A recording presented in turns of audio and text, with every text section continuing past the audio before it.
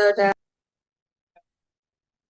Bismillahirrahmanirrahim. Assalamualaikum warahmatullahi wabarakatuh.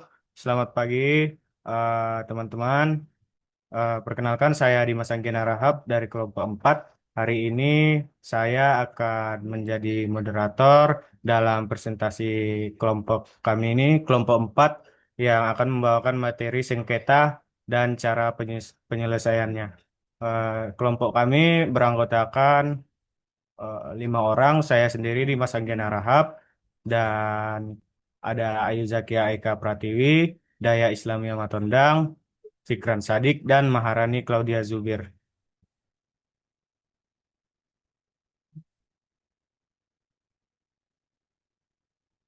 Cik, next. Jadi apa itu sengketa? Sengketa itu adalah konflik atau ketidaksepahaman antara dua pihak atau lebih yang timbul karena perbedaan kepentingan, sudut pandang, atau harapan. Setiap pihak merasa posisinya paling benar dan ingin menyelesaikan sengketa tersebut demi melindungi kepentingannya masing-masing. Next, Cik. Sengketa bisnis ini, eh, bi- sengketa bisnis ini bisa muncul dari yang pertama yaitu kegiatan komersial seperti perdagangan, kontrak, dan kemitraan. Yang kedua, hubungan hukum seperti kewajiban kontraktual dan kepatuhan terhadap regulasi. Dan yang ketiga yaitu kerugian ekonomi akibat adanya wan prestasi, kelalaian, atau praktik bisnis tidak adil. Next, untuk penyebabnya sendiri, konflik ini disebabkan 3 penyebab utama, yaitu yang pertama perbedaan pendapat yang mengenai hak, kewajiban, dan interpretasi perjanjian. Yang kedua, kesalahpahaman karena komunikasi yang buruk, dan yang ketiga, masalah perjanjian dan kontrak seperti kegagalan mencapai konsensus atau perbedaan interpretasi klausul kontrak.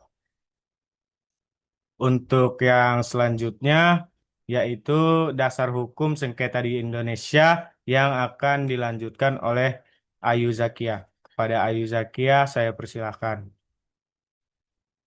Baik, terima kasih moderator. Selanjutnya saya akan membacakan materi tentang dasar hukum bisnis sengketa di Indonesia. Yang pertama itu Kitab Undang-Undang Hukum Perdata atau KUHP mengatur sengketa perdata dan kewajiban kontraktual. Yang kedua itu Undang-Undang Nomor 30 Tahun 1999 tentang arbitrase dan penyelesaian sengketa alternatif menyediakan kerangka kerja untuk penyelesaiannya di luar pengadilan. Yang ketiga itu Undang-Undang Prosedur Perdata mengatur proses penyelesaian sengketa di pengadilan.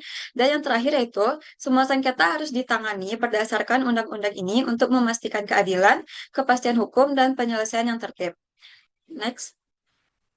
Selanjutnya itu metode penyelesaian. Yang pertama ada negosiasi. Negosiasi adalah proses komunikasi antara dua pihak atau lebih untuk mencapai kesepakatan yang saling menguntungkan dalam menyelesaikan suatu masalah atau sengketa. Yang kedua yaitu mediasi. Mediasi adalah metode penyelesaian sengketa dengan bantuan pihak ketiga yang netral atau mediator untuk membantu para pihak mencapai kesepakatan bersama. Yang ketiga itu arbitrase. Arbitrase itu adalah penyelesaian sengketa di luar pengadilan yang dilakukan oleh arbiter atau pihak ketiga yang dipilih para pihak dan keputusannya bersifat mengikat. Yang terakhir yaitu litigasi. Litigasi ini adalah penyelesaian sengketa melalui proses hukum di pengadilan sesuai dengan peraturan perundang-undangan yang berlaku. Next. Nah, selanjutnya itu negosiasi. Penyelesaiannya secara langsung. Para pihak menyelesaikan sengketa langsung tanpa melibatkan pengadilan atau proses formal. Yang kedua itu tidak ada pihak ketiga. Komunikasi terjadi hanya antara pihak yang bersengketa tanpa mediator atau arbiter. Yang ketiga itu kesepakatan bersama, proses informal yang berfokus pada pencapaian solusi sukarela yang dapat diterima oleh semua pihak yang terlibat. Sekian dari saya kembalikan kepada moderator. Terima kasih Ayu Zakia. Untuk yang selanjutnya ada manfaat negosiasi yang akan disampaikan oleh Daya Islamia. Pada Daya, saya persilahkan. Baik, terima kasih. Nah, pada saat ini dijelaskan dari manfaat negosiasi. Yang pertama, adanya penyelesaian cepat. Nah, penyelesaian cepat tanpa prosedur yang bertele atau penundaan birokrasi. Lalu ada kedua, hemat biaya karena tidak membutuhkan biaya pengacara maupun biaya persidangan yang besar. Lalu ada memelihara hubungan yang dimana memelihara kemitraan bisnis melalui pemecahan masalah, kolaboratif dan saling menghormati. Next. Untuk mediasi itu yang pertama adanya penyelesaian sengketa dengan bantuan pihak yang disebut mediator. Mediator bersifat netral artinya tidak memihak salah satu pihak yang bersengketa. Nah, dalam proses mediasi itu pertama tuh mediator membantu memperlancar komunikasi antara pihak-pihak yang berselisih. Kadang suatu sengketa terjadi bukan karena hanya masalah utama, tapi juga karena komunikasi yang buruk dan emosi yang tidak terkendali. Karena itu, mediator berperan untuk menciptakan suasana diskusi yang lebih tenang dan terarah. Lalu, selain itu, mediator juga membantu masing-masing pihak memahami sudut pandang lawannya. Dengan begitu, kedua pihak dapat melihat masalah secara lebih objektif dan mencari titik tengah yang menguntungkan bersama. Hal penting dalam mediasi adalah keputusan akhir. Tetap berada di tangan para pihak yang bersengketa, mediator tidak memiliki kekuasaan yang memaksakan keputusan. Jadi, hasil mediasi merupakan kesepakatan bersama yang dibuat secara sukarela. Next, ada manfaat dari mediasi. Yang pertama, itu prosesnya lebih terstruktur, di mana mediasi memiliki tahapan yang jelas, mulai dari penyampaian masalah, diskusi bersama, hingga pencarian solusi. Lalu ada penyelesaian yang damai, di mana karena proses yang dilakukan melalui diskusi dan komunikasi, mediasi dapat mengurangi pertentangan secara langsung. Lalu adanya terjangkau dan ramah bisnis, di mana ini pendekatannya hemat biaya, menjaga hubungan bisnis dan kemitraan profesional. Karena alasan itulah mediasi sering menjadi pilihan utama sebelum sengketa dibawa ke tahap arbitrase atau litigasi. Baik, segitu penyampaian dari saya kembalikan kepada moderator. Terima kasih Daya Islamiyah. Baik, untuk yang selanjutnya ada arbitrase yang akan disampaikan oleh Fikran Sadik. Kepada Fikran, saya persilahkan. Baiklah, arbitrase definisinya adalah proses penyelesaian di luar sistem pengadilan melalui badan arbitrase yang netral. Selanjutnya, prosesnya yaitu adalah seseorang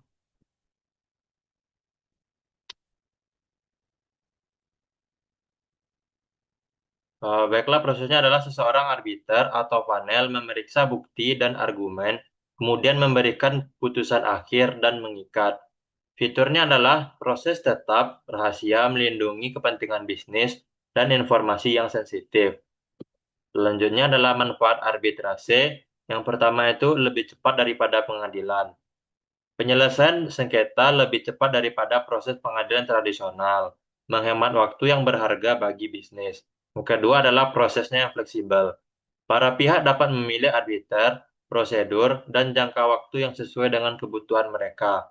Yang ketiga adalah melindungi kerahasiaan dengan menjaga kerahasiaan informasi bisnis yang sensitif, tidak seperti proses pengadilan yang harus publik. Selanjutnya adalah litigasi. Definisi. Penyelesaian sengketa formal melalui sistem pengadilan dengan prosedur dan protokol hukum yang telah ditetapkan. Prosesnya adalah hakim atau panel hakim memeriksa bukti, mendengarkan argumen, dan memberikan keputusan yang mengikat secara hukum. Pertimbangannya adalah seringkali memakan waktu dan mahal, tetapi memberikan keputusan yang dapat ditegakkan dengan wewenang hukum. Baiklah, sekian dari saya kembalikan kepada moderator. Terima kasih Fikran.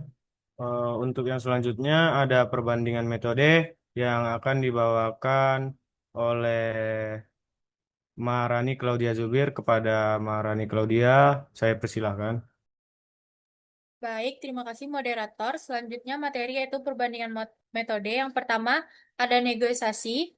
Perbandingannya tanpa keterlibatan pihak ketiga, proses informal dan fleksibel, jangka waktu penyelesaian cepat, pendekatan berbiaya rendah, berdasarkan kesepakatan bersama, mempertahankan hubungan. Yang kedua mediasi. Yang pertama mediator netral. proses terstruktur, penyelesaian damai. Yang ketiga, arbitrasi. Eh, Arbiter membuat keputusan yang meningkat, proses rahasia lebih cepat daripada pengadilan. Yang keempat, litigasi, yaitu ada proses pengadilan formal, hakim membuat keputusan yang meningkat secara hukum, mahal dan memakan waktu. Next.